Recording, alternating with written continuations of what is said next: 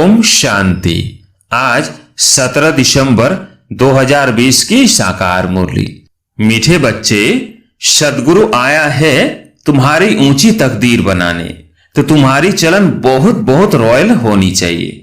प्रश्न, ड्रामा का कौन सा प्लान बना हुआ है इसलिए किसी को दोष नहीं दे सकते हैं? उत्तर, ड्रामा में इस पुरानी दुनिया के विनाश का प्लान बना हुआ है, इसमें कोई का दोष नहीं है। इस समय इसके विनाश के लिए प्रकृति को जोर से गुस्सा आया है। चारों ओर अर्थक्वेक होगी, मकान गिरेंगे, फ्लड आएगी, अकाल पड़ेगा। इसलिए बाप कहते हैं, बच्चे अब इस पुरानी दुनिया से तुम अपना बुद्धि योग निकाल दो, सदगुरु की श्रीमत पर चलो।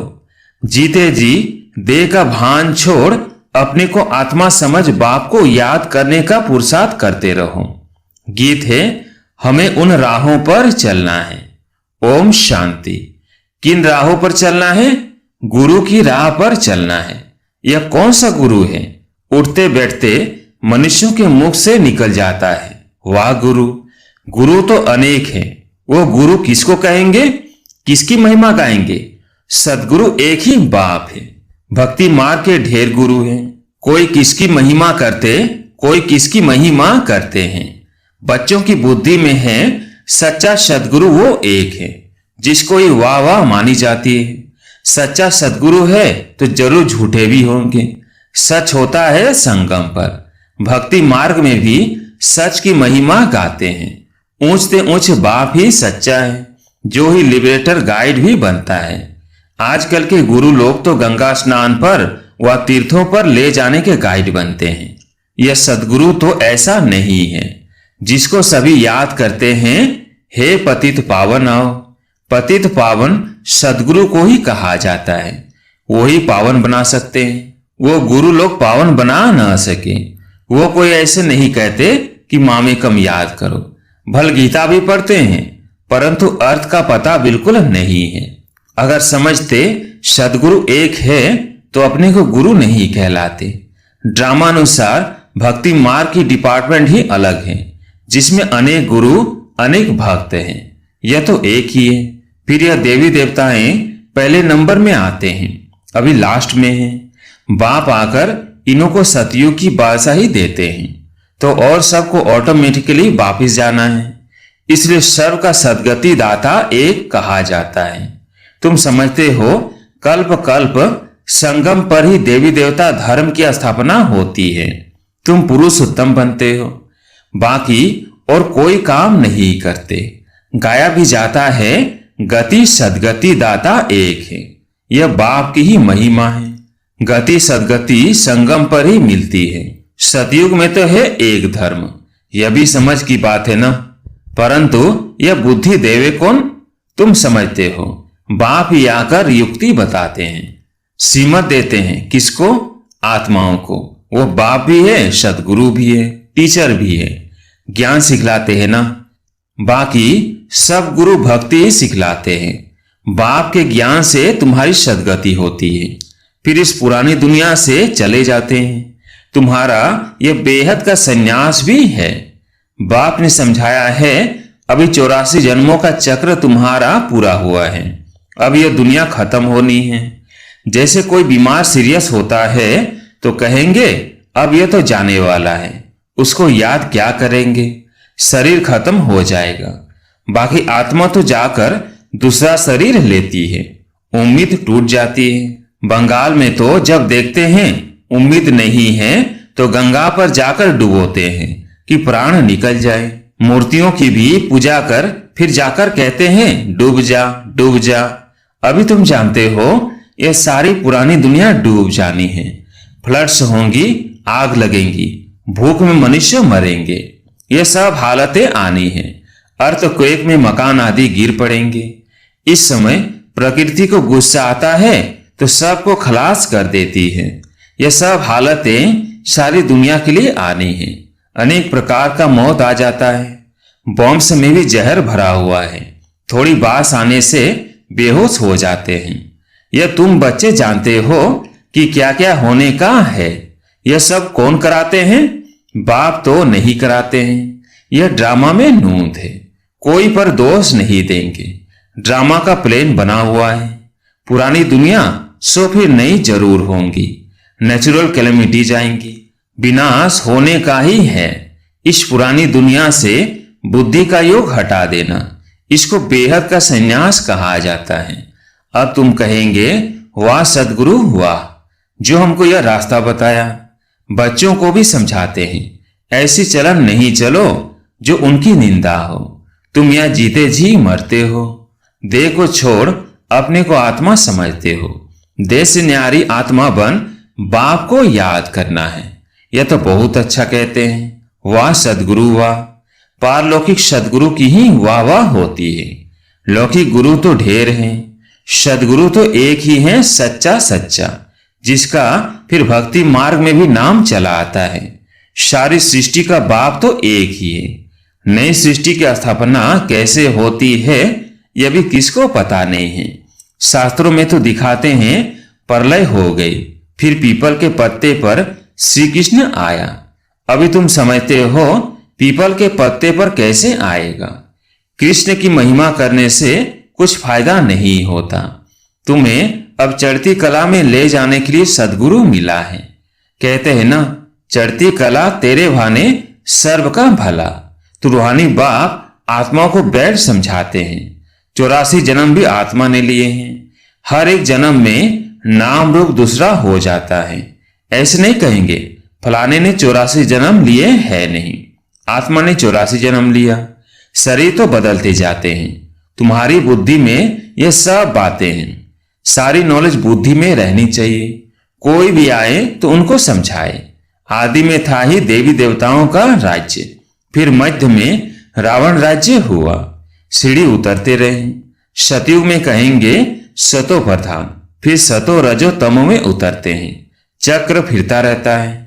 कोई कोई कहते हैं बाबा को क्या पड़ी थी जो 84 के चक्र में हमको लाया। लेकिन यह तो सृष्टि चक्र अनादि बना हुआ है। इनके आदि मध्य अंत को जानना है। मनुष्य होकर अगर नहीं जानते तो वो नास्तिक है। जानने से तुमको कितना ऊंच पद मिलता है। यह पढ़ाई कितनी ऊंच है। बड़ा इम्तिहान पास करने वाले की दिल में खुशी होती है ना, हम बड़े ते बड़ा पद पाएंगे। तुम जानते हो यह लक्ष्मी नारायण अपने पूर्व जन्म में सीख कर फिर मनुष्य देवता बने। इस पढ़ाई से यह राजधानी स्थापन हो रही है। पढ़ाई से कितना ऊंच पद मिलता है, वंडर है ना। इतने बड़े बड़े मंदिर जो बनाते हैं अथवा जो बड़े बड़े विद्वान आदि हैं उनसे पूछो सतयुग आदि में इन्होंने जन्म कैसे लिया, तो बता नहीं सकेंगे। तुम जानते हो यह तो गीता वाला ही राजयोग है। गीता पढ़ते आए हैं परंतु उससे फायदा कुछ नहीं है। अब तुमको बाप बैठ सुनाते हैं। तुम कहते हो बाबा हम आपसे 5000 वर्ष पहले भी मिले थे। क्यों मिले थे? स्वर का वर्षा लेने, लक्ष्मी नारायण बनने के लिए। कोई भी छोटे बड़े बूढ़े आदि आते हैं, यह जरूर सीख कर आते हैं। एम ऑब्जेक्ट ही यह है। सत्य नारायण की सच्ची कथा है ना, यह भी तुम समझते हो। राजा स्थापन हो रही है। जो अच्छी रीति समझ लेते हैं उनको आंतरिक खुशी रहती है। बाबा पूछेंगे हिम्मत है ना राजाई लेने की? बाबा पूछेंगे हिम्मत है ना राजाई लेने की? कहते हैं बाबा क्यों नहीं, हम पढ़ते ही है नर से नारायण बनने। इतना समय हम अपने को दे समझ बैठे थे। अब बाप ने हमको राइटियस रास्ता बताया है। देही अभिमानी बनने में मेहनत लगती है। घड़ी घड़ी अपने नाम रूप में फंस पड़ते हैं। बाप कहते हैं इस नाम रूप से न्यारा होना है। अब आत्मा भी नाम तो है ना। बाप है सुप्रीम परम पिता। लौकिक बाप को परम पिता नहीं कहेंगे। परम अक्षर एक ही बाप को दिया है। वह गुरु भी इनको कहते हैं। तुम सिख लोगों को भी समझा सकते हो। ग्रंथ साहिब में तो पूरा वर्णन है और कोई शास्त्र में इतना वर्णन नहीं है जितना ग्रंथ में। जब साहिब सुखमणि में है। यह बड़े अक्षर ही 2 है। बाप कहते हैं साहेब को याद करो तो तुमको 21 जन्म लिए सुख मिलेगा। इसमें मूंझने की तो बात ही नहीं। बाप बहुत सच करके समझाते हैं। कितने हिंदू ट्रांसफर हो जाकर सीख बने हैं। तुम मनुष्यों को रास्ता बताने के लिए कितने चित्र आदि बनाते हो, कितना सहज समझा सकते हो। तुम आत्मा हो, फिर भिन्न भिन्न धर्मों में आए हो। यह वैरायटी धर्मों का झाड़ है और कोई को यह पता नहीं है कि क्राइस्ट कैसे आता है। बाप ने समझाया था, नई आत्मा को कर्म भोग नहीं हो सकता। क्राइस्ट की आत्मा ने कोई विकर्म थोड़ी किया जो सजा मिले। वह तो सतो प्रधान आत्मा आती है, जिसमें आकर प्रवेश करती है। उनको क्रॉस आदि पर चढ़ाते हैं, क्राइस्ट को नहीं। वह तो जाकर दूसरा जन्म ले बड़ा पद पाती है। पोप के भी चित्र है। इस समय यह सारी दुनिया बिल्कुल ही वर्थ नोटे पहनी है। तुम भी थे, अब तुम वर्थ पाउंड बन रहे हो। ऐसे नहीं कि उन्हों के वारिस पिछाड़ी में खाएंगे, कुछ भी नहीं। तुम अपने हाथ भरपूर कर जाते हो, बाकी सब हाथ खाली जाएंगे। तुम भरपूर होने के लिए पढ़ते हो। यह भी जानते हो जो कल पहले आए हैं वही आएंगे। थोड़ा भी सुनेंगे तो आ जाएंगे, सब इकट्ठे तो देख भी नहीं सकेंगे। तुम ढेर प्रजा बनाते हो। बाबा सबको थोड़ी देख सकते हैं। थोड़ा बहुत सुनने से ही प्रजा बनते जाते हैं। तुम गिनती भी नहीं कर सकेंगे। तुम बच्चे सर्विस पर हो, बाबा भी सर्विस पर हैं। बाबा सर्विस भी कर नहीं सकते। रोज सुबह को सर्विस करने आते हैं। सत्संग आदि भी सुबह को करते हैं। उस समय सबको फुर्सत होती है।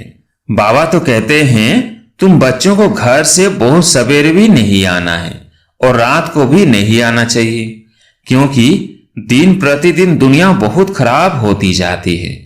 इसलिए गली गली में सेंटर ऐसा नजदीक होना चाहिए जो घर से निकले सेंटर पर आए, सहज हो जाए। तुम्हारी वृद्धि हो जाएगी, तब राजधानी स्थापन होगी। बाप समझाते तो बहुत सहज है।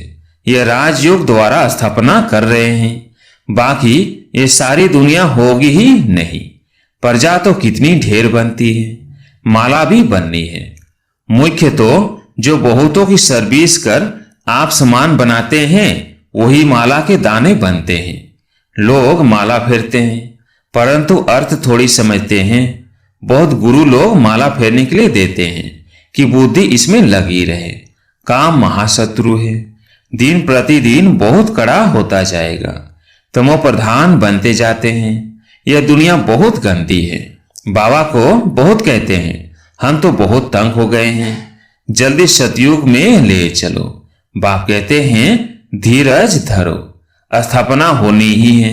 यह खातिरी है, यह खातिरी ही तुमको ले जाएंगी। बच्चों को यह भी बताया है तुम आत्माएं परम धाम से आई हो, फिर वहां जाना है, फिर आएंगे पाठ बजाने, तो परम धाम को याद करना पड़े। बाप भी कहते हैं मामिकम याद करो तो विकर्म विनाश होंगे।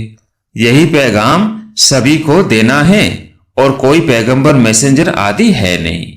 वे तो मुक्ति धाम से नीचे ले आते हैं, फिर उनको सीढ़ी नीचे उतरना है।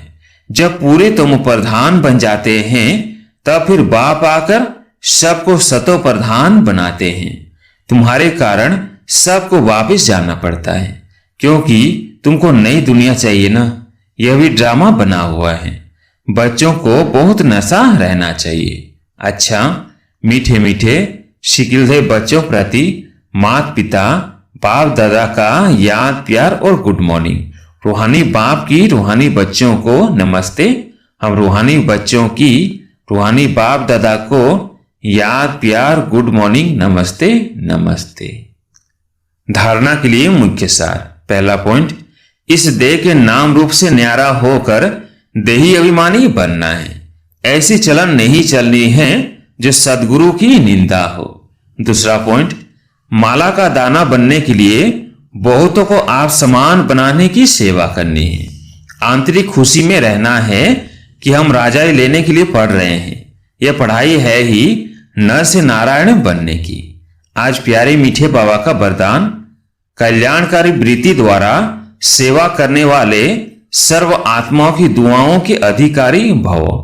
कल्याणकारी वृत्ति द्वारा सेवा करने वाले सर्व आत्माओं की दुआओं के अधिकारी भव। कल्याणकारी वृत्ति द्वारा सेवा करना, यही सर्व आत्माओं की दुआएं प्राप्त करने का साधन है। जब लक्ष्य रहता है कि हम विश्व कल्याणकारी हैं, तो अकल्याण का कर्तव्य हो नहीं सकता। जैसा कार्य होता है वैसी अपनी धारणाएं होती है। अगर कार्य याद रहे तो सदा रहमदिल, सदा महादानी रहेंगे। हर कदम में कल्याणकारी वृत्ति से चलेंगे। मैंपन नहीं आएगा, निमित्तपन याद रहेगा। ऐसा सेवाधारी को सेवा के रिटर्न में सर्व आत्माओं की दुआओं का अधिकार प्राप्त हो जाता है। स्लोगन है, साधनों की आकर्षण साधना को खंडित कर देती है। साधनों की आकर्षण साधना को खंडित कर देती है। अच्छा, ओम शांति।